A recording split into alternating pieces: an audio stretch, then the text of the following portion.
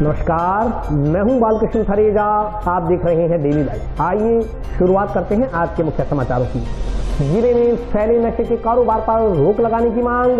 माकपा कार्यकर्ताओं ने जिला पुलिस अधीक्षक कार्यालय के समक्ष लगाया धरना। मोबाइल आटा चक्की के खिलाफ कार्रवाई की मांग। जनता ऑटो चक्की ऑपरेटर एसोसिएशन ने जिला कलेक्टर को सौंपा ज्ञापन। दोदेवाला के नजदीक क्षतिग्रस्त हुई नहर का किसानों ने किया निरीक्षण। मुरम्मत कार्य की धीमी गति पर जताया असंतोष। टाउन स्थित वार्ड संख्या 22 से भाजपा उम्मीदवार विष्णु गोयल ने दाखिल किया नामांकन पत्र। बैंकिंग सुविधाओं की समीक्षा को लेकर कलेक्ट्रेट में बैठक आयोजित। और अब समाचार विस्तार से। जिले में फैले नशे के कारोबार पर रोक लगाने की मांग को लेकर मार्क्सवादी कम्युनिस्ट पार्टी कार्यकर्ताओं ने मंगलवार को जिला पुलिस अधीक्षक कार्यालय के समक्ष धरना दिया। इंकलाब जिंदाबाद, सीपीआईएम जिंदाबाद, लाल खड़ेरे की ललकार, नहीं सहेंगे अत्याचार, लाल खड़ेरे की ललकार, नहीं सहेंगे अत्याचार।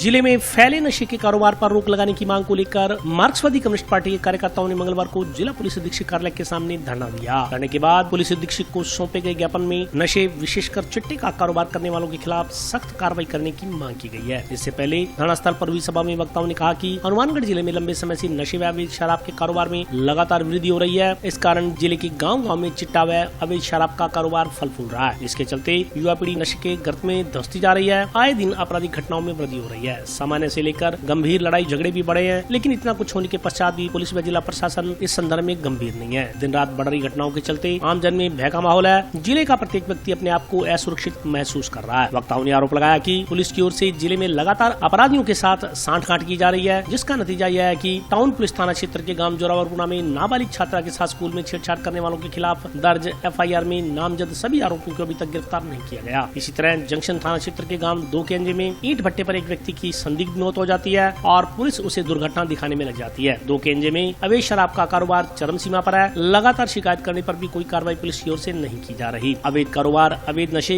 व अपराधियों के साथ पुलिस की सांठ-गांठ का संगठन विरोध करेगा। उन्होंने मांग की कि जिले में फैले नशे के कारोबार पर रोक लगाई जाए और नशे के कारोबारियों पर ठोस कार्रवाई की जाए। इस मौके पर बीएस पेंटर, बहादुर सिंह चौहान, शेर सिंह साकिया, सर्वजीत कौर सहित अन्य लोग उपस्थित रहे। आज भारतीय कम्युनिस्ट पार्टी मार्क्सवादी द्वारा पूरे जिले के अंदर जिले में फैल रहे अवैध नशे जो खास तौर पर चिट्टे का है, अवैध शराब का है, जिससे लोगों के जीवन खतरे में पड़ा हुआ है, इस बात को लेकर आज पूरे जिले के अंदर प्रदर्शन किया जा रहा है। इसी के अंतर्गत हनुमानगढ़ जिला मुख्यालय पर भी भारतीय कम्युनिस्ट पार्टी मार्क्सवादी प्रदर्शन आज यहाँ कर रही है।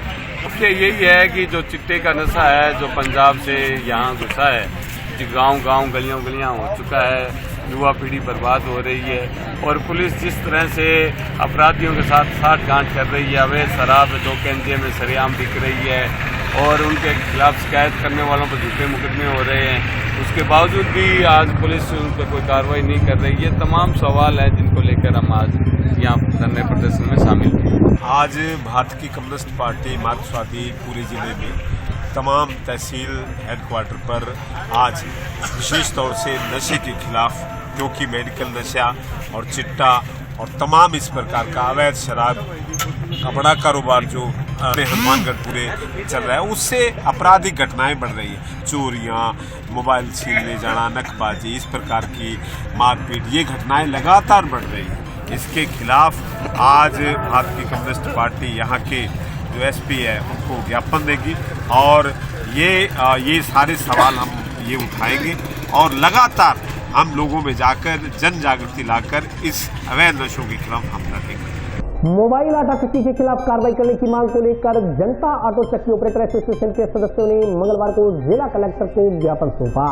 मोबाइल आटा चक्की संचालकों के खिलाफ कार्रवाई करने की मांग को लेकर जनता आटा चक्की ऑपरेटर एसोसिएशन के सदस्यों ने मंगलवार को जिला कलेक्टर और जिला पुलिस अधीक्षक को ज्ञापन सौंपा। एसोसिएशन के पदाधिकारियों ने बताया कि श्रीगंगानगर व हनुमानगढ़ जिलों में चल रही अवैध मोबाइल आटा चक्की के खिलाफ राजस्थान उच्च न्यायालय जोधपुर में रिट दायर की गई थी। इसका निस्तारण करते हुए उच्च न्यायालय जोधपुर ने अपने आदेश में निर्णय पारित करते हुए राजस्थान सरकार, यातायात, परिवहन व पुलिस विभाग को इन जिलों में अवैध तरीके से ट्रैक्टर के पीछे आटा चक्की व स्पेलर आदि लगाकर उसका व्यावसायिक प्रयोग करने, अवैध तरीके से संचालित करने पर उनके खिलाफ सख्त कानूनी कार्रवाई करने के निर्देश दिए हैं। चूँकि ट्रैक्टर का उपयोग केवल कृषि कार्यों के लिए ही किया जाता है, लेकिन मोबाइल आटा चक्की वाले इसका व्यावसायिक उपयोग कर रहे हैं, जो कि पूर्णतया अवैध है। उन्होंने हाईकोर्ट के आदेश की पालना को सुनिश्चित करवाने तथा मोबाइल आटा चक्कियों के खिलाफ कानूनी कार्रवाई कर उनका संचालन तुरंत प्रभाव से बंद करवाने की मांग की। इस मौके पर ओम प्रकाश, पूर्ण सिंह, मनोज कुमार, रघुवीर शर्मा, मनप्रीत सिंह, रमेश पारिक, अंकुश, अनिल सारण, महेंद्र कुमार, रणवीर सिंह, रणजीत सिंह, मुकेश कुमार, दर्शन सिंह सहित अन्य लोग उपस्थित रहे। जो हमने मोबाइल आटा चक्की, mobile speller, mobile charging machine, जो ट्रैक्टर अवैध धंधे ट्रैक्टर ने अपना रखे हैं, उसको बंद करवाने के लिए 3/11/2022 को हाईकोर्ट जोधपुर से हम वो केस हासिल कर लिया, हमारे पक्ष में हुआ। आज हम कलेक्टर महोदय के, एसपी महोदय के, डीटीओ महोदय के हनुमानगढ़ यहाँ शरण में आए हैं। ये साहब हमारी आज तक हमारी कोई सुनवाई नहीं हुई, तो सुनवाई होना हमारी ज़रूरी है। हम बहुत परेशान हैं, हम बहुत दुखी हैं। 4.5 साल से हमने ये केस को हासिल किया। मैं जी आज जनता आटा चक्की ऑपरेटर एसोसिएशन श्री गंगानगर और हनुमानगढ़ के जो पदाधिकारी हैं, वो हम आज इकट्ठे हुए हैं। उच्च न्यायालय में हमने एक रीट लगाई थी, जिसके अंदर हमें 11 मार्च को ये हमारे केस पक्ष में हुआ। इसकी ऑर्डर कॉपी है जो हमें 14 तारीख को मिली। और जो मोबाइल आटा चक्की है, जो उनको बिल्कुल पाबंद करने के लिए हाईकोर्ट से ये आदेश आए, और ये आदेश अब जिला कलेक्टर साहब को, पुलिस अधीक्षक जो हनुमानगढ़ के, उनको देने के लिए आए हैं कि आज तक इतना टाइम हो गया, कोई कार्रवाई नहीं हो रही है, अभी अवैध वो चल रही है। मांग ये है कि जो मोबाइल आटा चक्की है बिल्कुल ही पाबंद कर दी जाए, जिससे कि हमारे को निजात मिले, हमारी रोजी रोटी चले। हम को बिल भरने के लिए भी पैसे नहीं है, इतना मतलब बिल भारी बिल हो रहा है। उसके बाद में भी ये हमारे अड़ोस पड़ोस में जो आटा निकाल के चले जाते हैं, तो हमारे रोजगार पे बहुत ज़्यादा असर पड़े। दोदेवाला के नजदीक क्षतिग्रस्त हुई नहर का आज जिले के किसानों ने निरीक्षण किया। इस दौरान किसान नेताओं ने राजस्थान सरकार की ओर से मुरम्मत कार्य की धीमी गति पर असंतोष व्यक्त किया। जिले के किसान नेताओं ने आज 238 सरहिंद फीडर तथा 293 राजस्थान नहर का निरीक्षण किया। इस मौके पर निरीक्षण करने के बाद किसान नेता ओम प्रकाश जांगू ने कहा कि सरकार 20 मई तक किसानों को पानी देने की बात कह रही है, मगर यहाँ चल रही धीमी गति के कार्य से लगता ही नहीं कि 20 तारीख को मरम्मत कार्य पूरा हो पाएगा। उन्होंने कहा कि ऐसा लगता है कि इस महीने पानी मिलना संभव ही नहीं है। उन्होंने कहा कि नहरी विभाग के अधिकारियों से बातचीत के बाद पता चला है कि सरहिंद नहर के पटरे को ठीक करने में ही लगभग 25 तारीख हो जाएगी। उन्होंने कहा कि दोदेवाला के नजदीक नहर टूटने से दोनों नहरें क्षतिग्रस्त हुई हैं और विभाग जिस धीमी गति से कार्य करवा रहा है, उससे आने वाले कई दिनों तक किसानों को पानी उपलब्ध नहीं हो पाएगा। इस मौके पर बोलते हुए किसान नेता मनीष गोदारा ने कहा कि राजस्थान के सिंचाई अधिकारी किसानों को गुमराह करने में लगे हुए हैं। उन्होंने कहा कि सिंचाई अधिकारी किसानों को 20 मई तक पानी देने के लिए आश्वस्त कर रहे हैं, मगर आज यहाँ आकर दिखा तो हकीकत कुछ और ही बयां कर रही है। उन्होंने कहा कि यहाँ सिंचाई विभाग की ओर से मरम्मत कार्य करवाया जा रहा है, जिसकी गति कछुआ चाल की तरह से है। यदि इसी गति से काम होता रहा तो लगता ही नहीं कि पूरे महीने किसानों को पानी मिल पाएगा। उन्होंने कहा कि दोनों प्रदेश की नहरें साथ साथ हैं, लेकिन पंजाब की नहर का मरम्मत कार्य द्रुत गति से चल रहा है। यहाँ लगभग 500 श्रमिक नहर को पाटने का काम कर रहे हैं, लेकिन इसके बिल्कुल विपरीत राजस्थान की नहर में मात्र 3-4 जेसीबी मशीनें कार्य कर रही हैं, उसमें भी 4 में से भी 2 मशीनें खराब खड़ी हैं। उन्होंने कहा कि राजस्थान नहर में काम करने वाले श्रमिकों की संख्या भी नगण्य के बराबरी है। मनीष गोदारा ने राज्य सरकार से हस्तक्षेप करते हुए सिंचाई विभाग को शीघ्र अतिशीघ्र नहर को दुरुस्त करने तथा किसानों को सिंचाई एवं पेयजल उपलब्ध करवाने की मांग की है। अभी हम उस जगह पे खड़े हैं जहां से हमारी फसलों की तकदीर बदलनी है।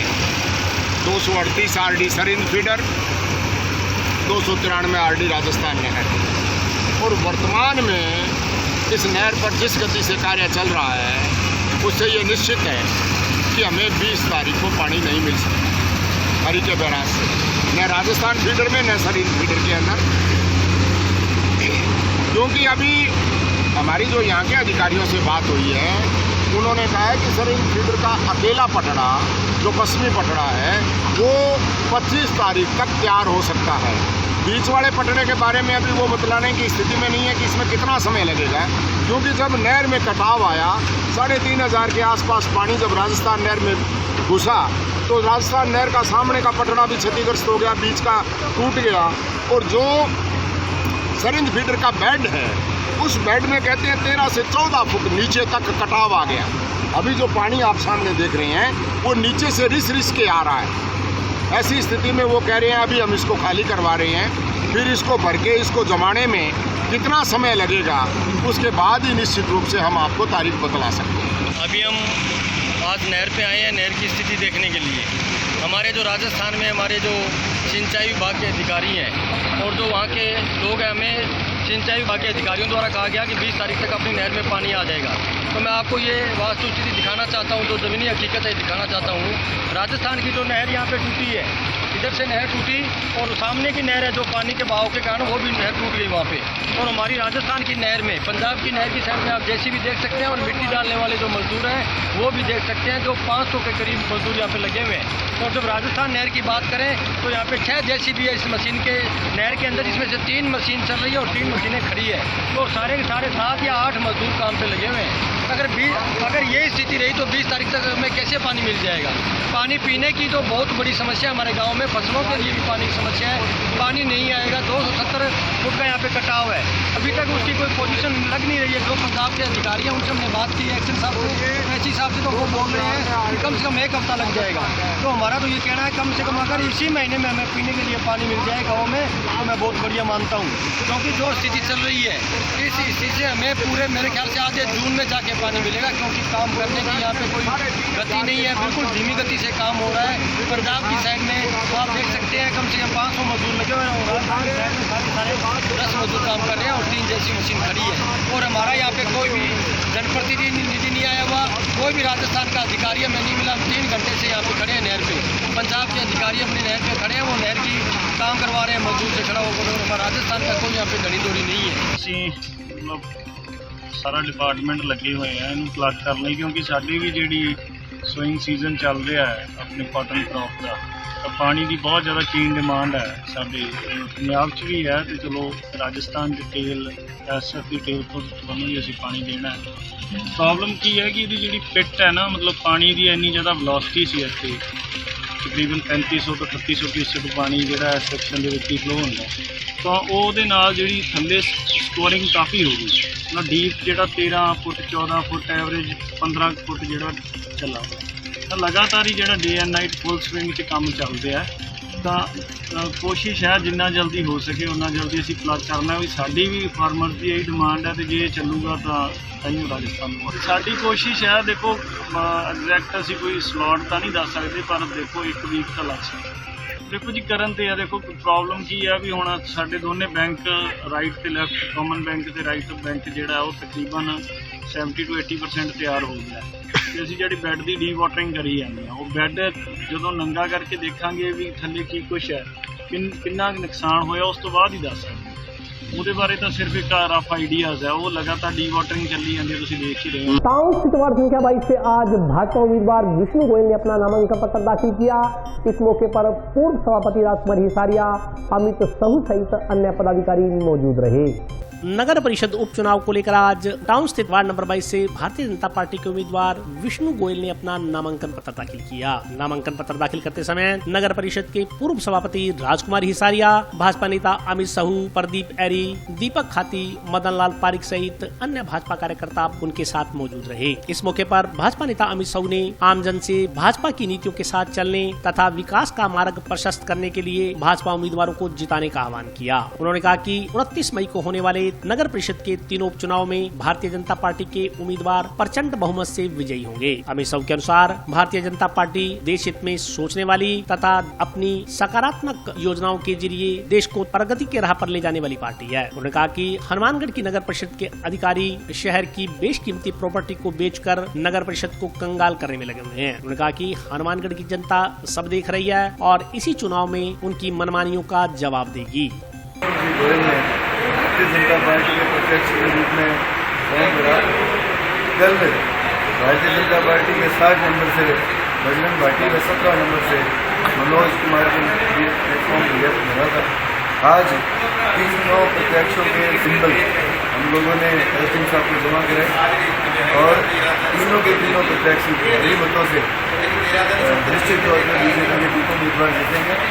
और न केवल प्रदेश में बल्कि जो नांदेड़ में भी कांग्रेस ने अब तक मुशारफ है उसका खात्मा करने की शुरुआत इन नगर परिषद के तीनों वार्डों से हुई और हम लोग तीनों वार्डों में भारतीय जनता पार्टी का पता।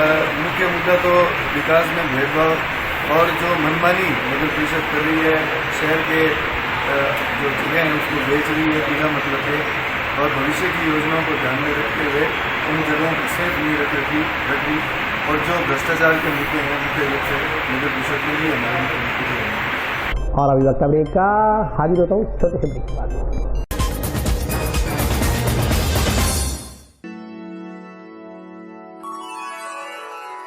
यूं तो कई बार मुझे हंसते देखा है, पर ये हंसी कुछ और है। ये गहना मुझ पर जचता है, पर ये महज एक गहना नहीं, ये रूपरेखा है मेरे मन की, हंसती खिलखिलाती लहरों की, जो आतुर थी अब तक मुझ पर सजने को। इसलिए ये गहना ही मेरा सच्चा श्रृंगार है, श्रृंगार है, श्रृंगार है।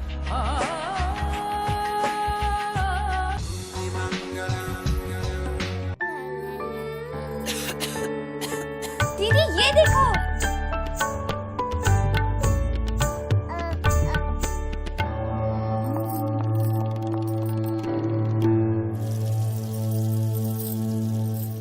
नोवेल कोरोना वायरस बीमारी को फैलने से रोका जा सकता है।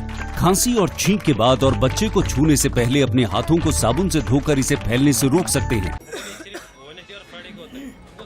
वो डॉक्टर साहब हैं? भाई साहब खांसी और बुखार था, सोचा चेक करवा लूं।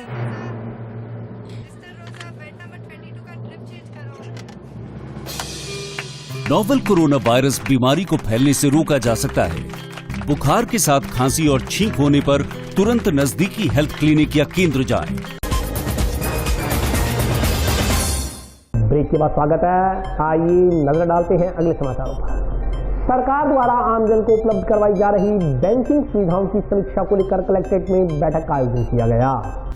बैंकों से संबंधित जिला स्तरीय समन्वय समिति और जिला स्तरीय समीक्षा समिति की बैठक मंगलवार को जिला कलेक्टर की अध्यक्षता में कलेक्ट्रेट सभागार में आयोजित की गई। बैठक में जिला कलेक्टर ने सभी बैंकों के प्रतिनिधियों को सरकारी योजनाओं के बैंकों में लंबित आवेदनों का त्वरित गति से निस्तारण करने के निर्देश दिए। जिला कलेक्टर ने कहा कि विभिन्न योजनाओं से संबंधित आवेदनों को या तो स्वीकार कर दें, अन्यथा प्राप्त कारण के साथ रिजेक्ट कर दें। आवेदनों को लंबित न रखें, इसकी सूचना जिला अग्रणी बैंक कार्यालय को भी उपलब्ध करवाई जाए। बैठक में जिला कलेक्टर ने अब आगे से जिला स्तरीय समन्वय समिति और जिला स्तरीय समीक्षा समिति की बैठक अलग अलग करवाने और बैठक में संबंधित अधिकारियों के ही आने के निर्देश दिए। बैठक में जिला कलेक्टर ने प्रधानमंत्री फसल बीमा योजना के तहत बीमा कंपनियों द्वारा बैंकों के सत्यापन हेतु भेजे गए 3546 प्रकरणों को सत्यापित कर कंपनी को रिपोर्ट प्रस्तुत करने के निर्देश दिए, जिससे वंचित किसानों को फसल बीमा क्लेम का भुगतान हो सके। जिला कलेक्टर ने मुख्यमंत्री चिरंजीवी स्वास्थ्य बीमा योजना में बैंक कार्मिकों को रजिस्ट्रेशन करवाने हेतु प्रेरित करने के निर्देश दिए। बैंकों ने विभिन्न योजनाओं के तहत लोन को लेकर लंबे समय तक लंबित आवेदन रहने के मामले में बैंकों के प्रतिनिधियों को आड़े आते लेते हुए रिजर्व बैंक के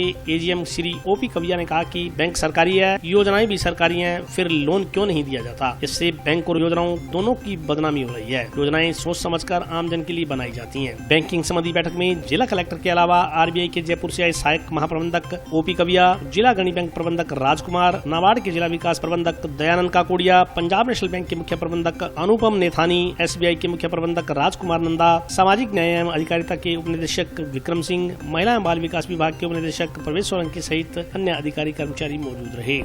आज सभी बैंकों की परीक्षा की अध्यक्षता में डीसीसी जिला स्तरीय समन्वय समिति और जिला स्तरीय समीक्षा समिति की बैठक मार्च 2001 की तिमाही की संपन्न हुई है, जिसमें सभी बैंकों के अलावा भारतीय रिजर्व बैंक के एजीएम और विभिन्न विभागों के जो नोडल अधिकारी हैं उन्होंने भाग लिया।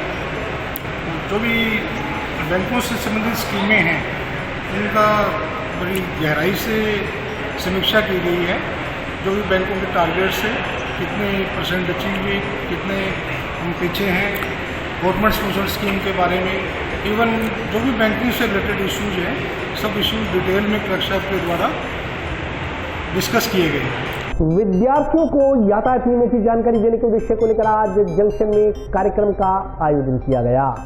यातायात पुलिस की ओर से चलाए जा रहे अभियान के तहत मंगलवार को जंक्शन में कार्यक्रम आयोजित कर छात्र छात्राओं को यातायात नियमों की पालना करने के लिए जागरूक किया गया। यातायात प्रभारी अनिल चंदा ने युवाओं को यातायात नियमों की जानकारी देते हुए कहा कि दुपहिया वाहन चलाते समय हेलमेट अवश्य पहने, क्योंकि यह चालक की सुरक्षा का कवच है। चौपहिया वाहन चलाते समय सीट बेल्ट का इस्तेमाल करें। हमेशा वाहन के सभी कागजात व ड्राइविंग लाइसेंस अपने साथ रखें। उन्होंने छात्र छात्राओं को शपथ दिलाई कि वे भविष्य में समय तो यातायात नियमों की पालना करेंगे ही, अपने अभिभावकों व परिचितों को भी यातायात नियमों की पालना करने के लिए जागरूक करेंगे। उन्होंने बताया कि यातायात नियमों की पालना के लिए जिला पुलिस अधीक्षक के निर्देशानुसार स्कूलों में अभियान चलाकर विद्यार्थियों को यातायात नियमों के बारे में जानकारी दी जा रही है। इसी क्रम में आज यह कार्यक्रम आयोजित कर युवाओं को अवगत करवाया गया कि यातायात नियमों की पालना जीवन में क्यों जरूरी है, हादसे किन कारणों से होते हैं और इनसे हमें कैसे बचना है।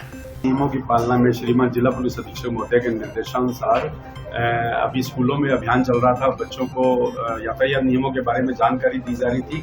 आज यहाँ की क्लासेस जो हनुमानगढ़ जंक्शन में है, वहाँ युवा वर्ग जो पढ़ने के लिए आते हैं, क्लास अटेंड कर रहे हैं, उनको जानकारी दी गई है कि यातायात नियम हमारे लिए क्यों जरूरी है, एक्सीडेंट किस कारण से होते हैं, उससे कैसे बचा जा सकता है, और इसके बारे में बताया गया है। और शपथ दिलवाई गई है कि भविष्य में अपने ये यातायात रूल्स को फॉलो करें, अपने पेरेंट्स को बताएं।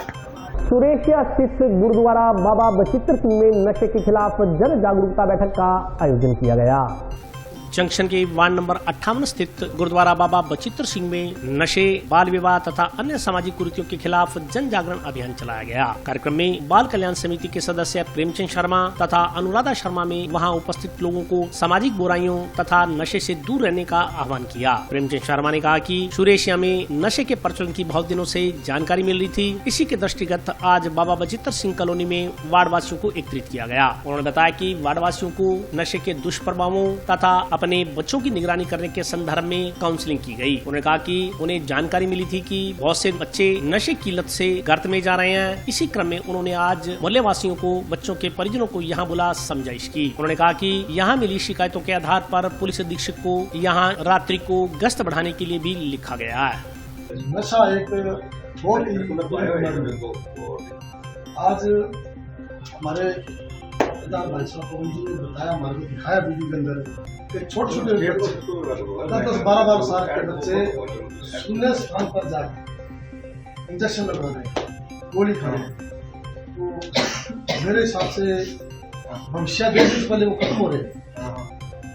अपना क्या दायित्व बनता है, जरूरी नहीं है कि अपना बच्चा ही नशा कर रहा है उसको पीछा कर रहे हैं। अगर अपने को अपने अड़ोसी पड़ोसी का या किसी दूर का बच्चा भी नशा करते हुए नजर आ रहा है तो अपना तुरंत चौकी में सूचना दें, संबंधित बाल कल्याण समिति सूचना दें। और कई ऐसे स्थान बने हुए हैं कि जहाँ बच्चों को छुपने के लिए जगह मिल जाती है। भाई साहब ने दिखाया वहाँ इतने इंजेक्शन, छोटे छोटे बच्चे, आप भी देख सकते हो उसमें। वो बच्चे किसके हैं? वो बच्चे अपने। आज बाबा बचित्र सिंह गुरुद्वारे में नशे के खिलाफ एक जागृति अभियान रखा गया, जिसमें बाल कल्याण समिति से प्रेम जी और मैम जी आए हुए थे। और बच्चों को और बच्चों को, माँ बाप को भी हमने ये समझाया इसके बारे में कि अपने बच्चों का आप ध्यान रखें, बच्चे कहाँ आ रहे हैं, कहाँ जा रहे हैं। और आज जो नशा है जो चारों तरफ फैल चुका है पूरे राजस्थान में, तो नशे के खिलाफ हमने पूरे मोहल्ले वालों ने एक बिड़ा उठाया है कि हम इसका विरोध करेंगे। और जो भी नशा बेचता हुआ हमें पाया गया या मिला, और हमने नंबर ले लिया इनका, और हम तुरंत एसपी साहब को सूचना देंगे। और मोहल्ले वासियों को ये भी समझाया कि आप शाम के टाइम या दोपहर के टाइम थोड़ी बहुत आस पड़ोस में जहाँ कुछ शून्य स्थान पड़े वहाँ निगाह रखें, कहीं अपना बच्चा ऐसा इस चीज़ का शिकार ना हो जाए। आज छोटे छोटे बच्चे इंजेक्शन लगा रहे हैं, गोलियाँ खा रहे हैं। तो ये नशा एक बहुत बुरी बीमारी है। ताकि आज हम गुरुद्वारा साहब में इसलिए इकट्ठे हुए हैं, इन्होंने समझाया भी, बहुत अच्छी तरह समझाया है कि आप अपने बच्चों का ध्यान रखें, अपने बच्चों को स्कूल लगाएं, बाल विवाह का ध्यान रखें। तो हम इनसे बिल्कुल सहमत हैं। और अब ये अभियान हम डोर टू डोर चलवाएंगे। हर हफ्ते 10 दिन में वार्ड में रखा करेंगे अभियान, और हर आदमी को जागृत करेंगे। नशे जो है नशा है हम बिल्कुल बंद करवा देंगे, अपने वार्ड से नहीं पूरे हनुमानगढ़ से राजस्थान से बंद करवाने कर लिया हम लोग। आज शहीद बाबा विचित्र सिंह जी गुरुद्वारा है जो यहाँ सरेशिया के अंदर सोपटी रोड पे है, यहाँ पे 58 नंबर वार्ड में।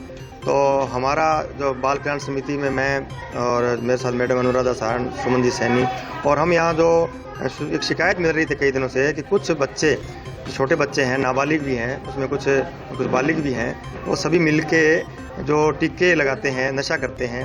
और वो शाम के समय कोई लाइब्रेरी है, कुछ स्पॉट में चिन्हित किए हैं, उन स्पॉट पे बच्चे इकट्ठे होते हैं और वो अपने इंजेक्शन से नशा लेते हैं और कुछ गोली वगैरह भी खाते हैं। तो अभी एक जन जागृति अभियान के तहत सभी मोहल्ला वासियों को इस गुरुद्वारा में इकट्ठा किया है और सभी से समझाइश की है कि आप सभी लोग भी इसमें ध्यान रखें और आसपास जो कुछ ऐसे लोग इकट्ठे हो रहे हैं तो उसकी सूचना हमें देवें, पुलिस प्रशासन को देवें, तो उसको रोका जा सके। और अपने जो छोटे बच्चे हैं इनके जो घरों में हैं उनको भी आसपास ध्यान रखें, भी वो शाम के समय कहाँ जा रहे हैं और क्या काम कर रहे हैं, उन पर निगाह रखें। और एक ये सामान्य जो नागरिक हैं इनको पता नहीं है कि शाम के समय बच्चा कहाँ जा रहा है, तो एक ये अभियान के तहत हम समझाने आए हैं और ये बाल कल्याण समिति की तरफ से ये अभियान जारी रहेगा। और ये जो बाल श्रम के बारे में बताया इनको और बाल विवाह के बारे में इनको बताया भी, ऐसे जो इस प्रकार के जो अपराध हैं वो न करें। और इसके तहत आज काफ़ी लोगों ने बढ़ चढ़ के हिस्सा लिया है और सभी ने अपनी समस्या भी बताई है। अभी पुलिस प्रशासन से को निर्देशित किया जाएगा कि शाम के समय जो कुछ 3-4 स्पॉट हैं वहाँ पे गश्त जारी करें। सेना में भर्ती खोलने की मांग को लेकर एसएफआई कार्यकर्ताओं ने आज जिला कलेक्टर के माध्यम से प्रधानमंत्री को ज्ञापन प्रेषित किया। भारतीय सेना में सैनिकों की भर्ती खोले जाने की मांग को लेकर एसएफआई कार्यकर्ताओं ने जिला कलेक्टर के माध्यम से प्रधानमंत्री को ज्ञापन प्रेषित किया। इस मौके पर एसएफआई कार्यकर्ताओं ने कहा कि पिछले 2 सालों से भारतीय सैनिकों की भर्ती रैली का आयोजन नहीं किया गया, जबकि सेना से सेवानिवृत्ति लगातार हो रही है। ऐसा रक्षा मंत्रालय के आंकड़े बता रहे हैं। बड़ी संख्या में छात्र और युवा अपने देश की सेवा करने और एक स्थिर कैरियर बनाने के लिए भारतीय सेना में नौकरी करने की इच्छुक हैं। भर्ती रैलियों के बंद होने से कई वर्षों से भर्ती परीक्षा और शारीरिक परीक्षण की तैयारी कर रहे युवाओं में अब निराशा का माहौल है। उन्होंने कहा कि कुछ मेहनती युवा जो सन 2020 और 21 की भर्ती रैली के लिए प्रशिक्षण ले रहे थे, अब वे ओवरेज होने के कगार पर पहुंच गए हैं। भारतीय सेना राष्ट्र की संप्रभुता की रक्षा के लिए एक प्रतिष्ठित संस्थान होने के अलावा हर साल लाखों देश प्रेमी युवाओं को रोजगार प्रदान करने का एक माध्यम है, जिन्होंने हमेशा सेना में शामिल होने की योजना बनाई है। भर्ती रैली के आयोजन में विफलता न केवल भारतीय सेना के संचालन के लिए एक जोखिम है, बल्कि इन छात्रों और युवा उम्मीदवारों के लिए भी बेहद अनुचित है। एसएफआई के पदाधिकारियों ने कहा कि समयबद्ध तरीके से भर्ती रैलियों का आयोजन करने में केंद्र सरकार की कुप्रबंधन और विफलता की एसएफआई निंदा करता है। ज्ञापन देने वालों में जिला सचिव मंडल सदस्य यश कुमार जिलाना, अजय पुनिया, हितेश कुमार, राहुल कुमार, उपेंद्र गिल, आशु खुराना, अनिल पुनिया, आकाश सहित अन्य विद्यार्थी मौजूद रहे। हम पिछले 5 साल से मैं सेना की तैयारी कर रहा हूँ। पिछले 3 सालों से सेना की भर्ती नहीं हुई है, इससे हमें आवरेज होने का भी खतरा है। हम सरकार से ये मांग करते हैं कि जल्द से जल्द सेना भर्ती करवाए और हमें एज में छूट दी जाए, जिससे हमारे साथ न्याय हो सके। आज हमने कलेक्टर महोदय को प्रधानमंत्री के नाम ज्ञापन सौंपा है। हमारी मांग ये है कि जल्द से जल्द सेना भर्ती करवाई जाए और जो साथी आवरेज हो रहे हैं उन्हें एज में छूट दी जाए।